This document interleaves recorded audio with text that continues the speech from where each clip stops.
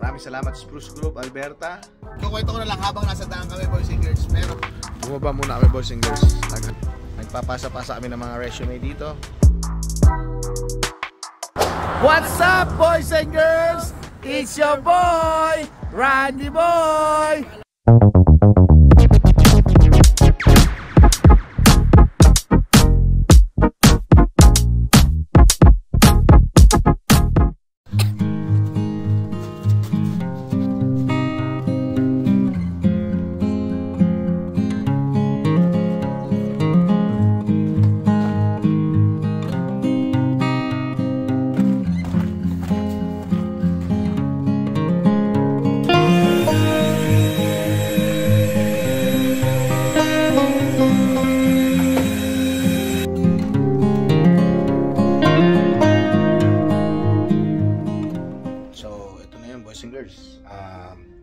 Last 2 nights na lang namin dito sa Alberta, and nakapak na kami lahat, and itong mga cabinets pinapakuha ko na dun sa mga nag-arbor. Ito yung lahat ng gamit namin, boxes namin, foam. Baka hindi namin madala yung mismong bed frame kasi mabigat. Hanggang dun, si Ona nagtutupi pa. And so, maraming salamat Spruce Grove, Alberta. At see you soon. Abangan nyo na lang, boys and girls. what's up, boys and girls? It's your boy, Randy Boy. So ito na yung totoong road trip namin, boys and girls, no?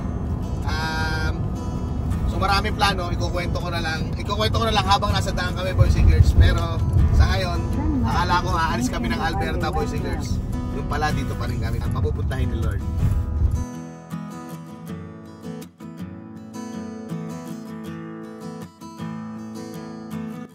So nag-stop over kami dito, boys and girls, no, dito sa may Co-op.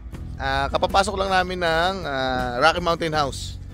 At ito, nag-CR lang, naka-CR muna dito tapos saka kami iikot para maghanap ng aming papasokan dito na trabaho at bahay.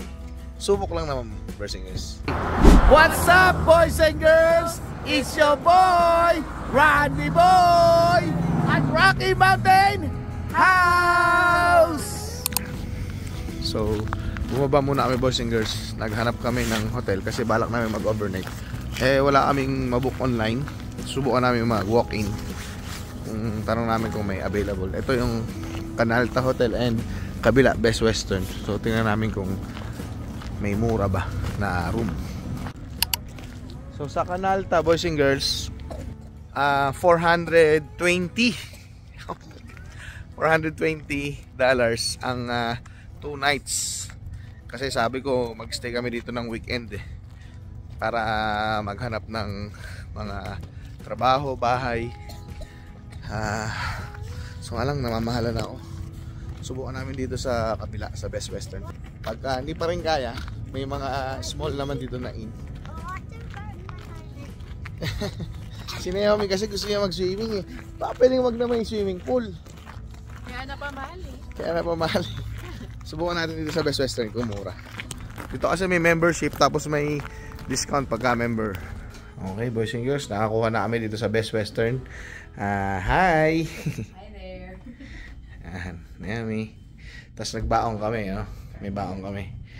Adobo at rice cooker. Magluluto na namin ng mga rice.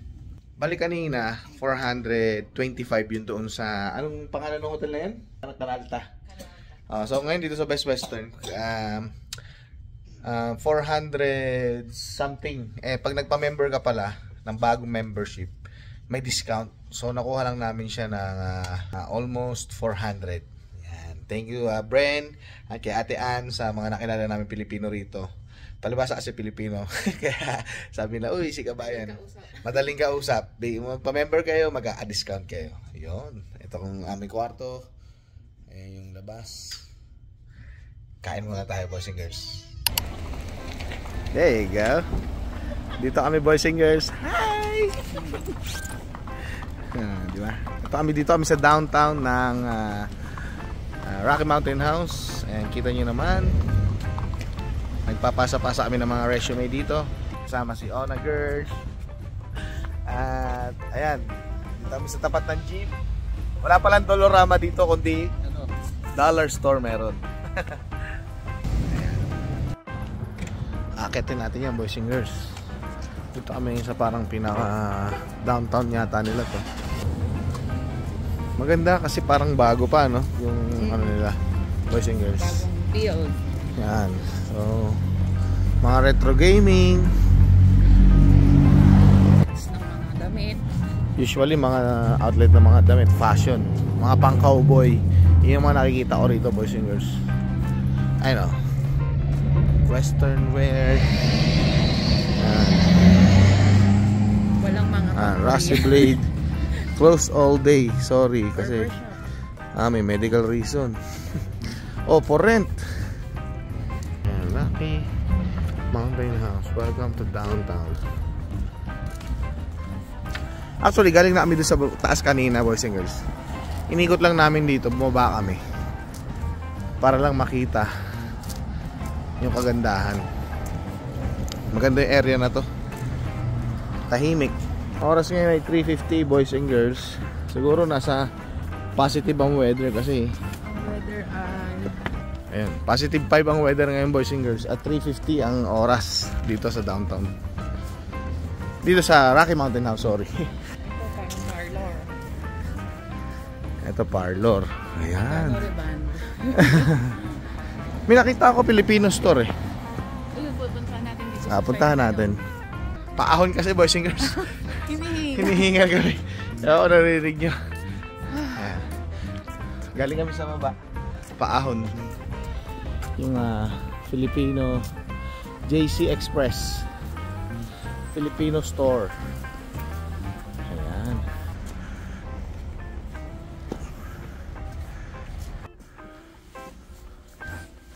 Patahimik. Ay, sarado. Boba. Wala rin. Oh. Saan na? Wala. Ala. Ha? Sorry, boys and girls, nawala kami. Labas ulit kami. Hindi. We'll return by 2 PM. 2 to 6. Dito pala siya, boys and girls. Sarado lang. Siguro umuwi yung may-ari. Ayun. Ayun nga, bumalik kami dito sa labas, boys and girls. At ayun, yung stoplight na yun, doon natatapos yung downtown. Malapit lang din naman. Hindi na kami lalakad doon. Ito na yung isang halos street na mula doon hanggang doon sa pinuntahan namin doon sa baba ng Rocky Mountain House. Hi, boys and girls! Dito kami ngayon sa Best Western sa may Rocky Mountain. Gabi na, ang oras ngayon ay mag-aaras na ngayon ng gabi. Solo namin yung pool. Pakita mo. Si Naomi daw, tatalon. Tatalon si Naomi. Yay!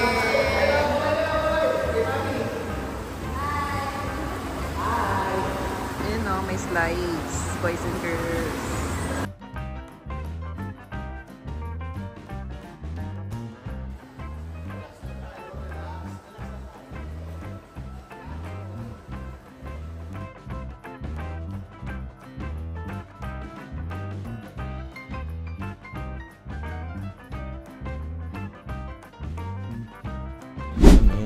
Dito na tayo. Time check, boys and girls. 6:30 AM. Breakfast tayo. Ayun daw, mag-cereal daw sila. Ngayon, ano gusto mo? Cereal?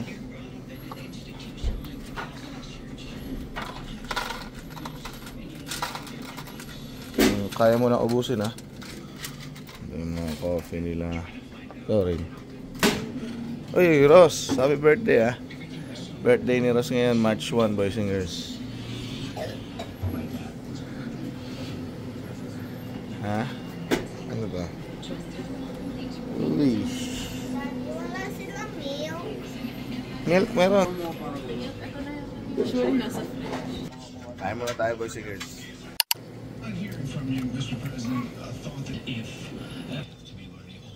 Kakagulo na, boys and girls. Let's pray na lang. At kumain muna tayo ng breakfast. Ayan. Hindi pa tapos si May?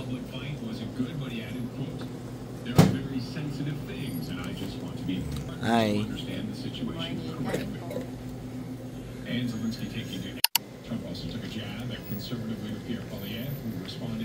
Ito pala sa Canada, no? Mainit ang sitwasyon ng Canada at ng US, boys and girls. Ano na nangyayari sa atin?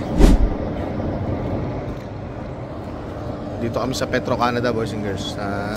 Another journey na naman. Panibagong rural naman yung pupuntahan namin ngayon. Galing kami dito sa Rocky Mountain House. Ngayon na pupunta kami sa Claire's Home. 3.5 hours away mula dito. Full tank muna natin. Bala ko kasi dire-diretso yun na. Doon na lang ako magpapagas. Nasa 300 kilometers away lang naman. Ang oras ngayon, parang umalis kami sa hotel 7:30. Pero mga nasa 7:40 ngayon. Ang maganda, plus weather naman dun sa sa Claire's Home. Uy, natapos na, 42 lang. Full tank na siya.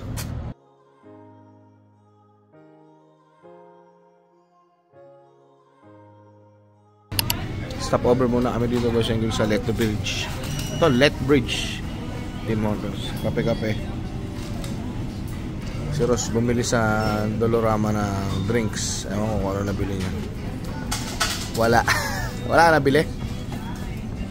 Ayun.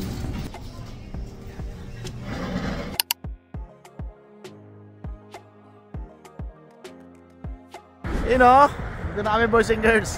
Nandito kami sa Claire's Home, Alberta. Population 3.7 lang. 3.7 lang. What's up, boys and girls? It's your boy, Randy Boy, at Claire's Home. Tumigil muna kami dito, boys and girls. Tapos nilabas ko yung aming ulam at ininit namin. Dito siya sa park. Ang problema, since pa-spring pa lang, yung puno, yung shade kakonti. So mainit pa rin, pero malamig naman yung hangin. Nga lang, yung araw niya isa nakatirik kasi tanghali. Ganito pala dito sa Claire's Home. Tahimik lang siya. Napakatahimik. Yo, boys and girls, kain na tayo. Adobo, walang kamatayan. Adobo, rice cooker at bacon. Bili kami ng bacon, murang-mura. Free. Yung bacon niya may may sausage, may egg. Ayun, dalawa oh. Yung may birthday. Kaway naman dyan, yung may birthday. Oh. Saan ko sa chip? Ngayon, upo ka dyan. Yan. Hawak ka sa gilid. Hawak ka dito. Dito. Yan.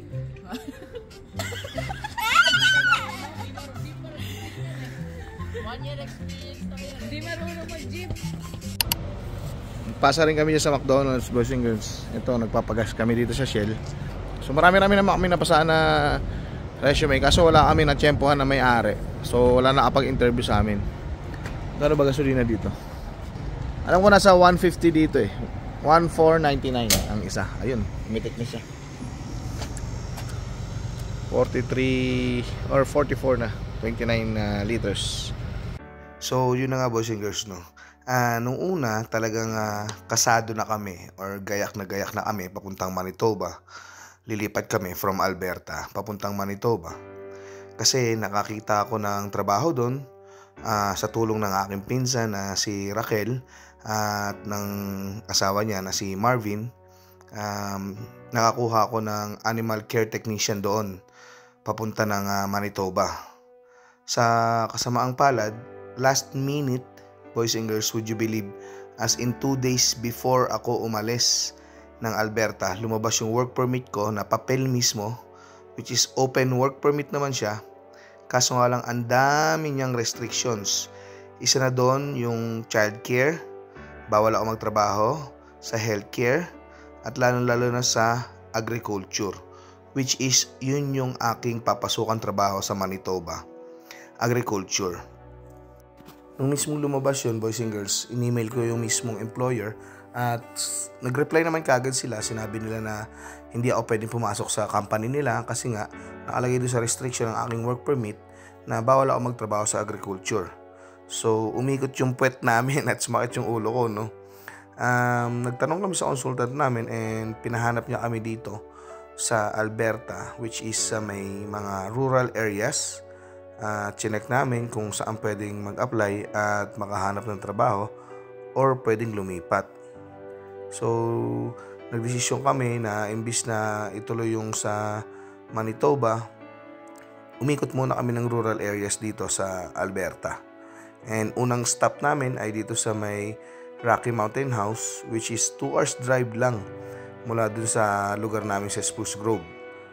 At nagpasa kami ng mga resume. Mabalik ko lang, boys and girls, no? Wala na akong trabaho, nag-resign na ako. Si Ona, yung aking misis, wala na ring trabaho. Si Shamay, yung panganay ko, wala na rin siyang work. Kasi, ayun nga, papunta na kami ng Manitoba talaga. May nag-aantay na sa aming trabaho doon. May nag-aantay na sa aming bahay, sa totoo lang. At okay na lahat. Kaso nga lang nabago yun dahil dun sa work permit na restrictions. So, naghanap kami ng trabaho dito sa Rocky Mountain. And pumunta rin kami sa ibang town, which is Claresholm. Rural area din siya. And ang maganda sa Claresholm ay kasali siya sa pilot program ng province of Alberta. So, ibig sabihin, hindi ko na kailangan ng LMIA para makapag-renew ng trabaho. Pero ayun na nga, bumalik kami ulit sa Rocky Mountain House kasi doon kami nagkaroon ng opportunity, or paggaling namin ng Claresholm pauwi ay may tumawag sa akin na employer at ready ako for interview.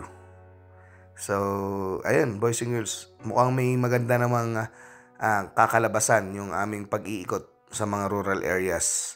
Abangan nyo sa mga susunod na vlog ko. Again, this is your boy, Randy Boy.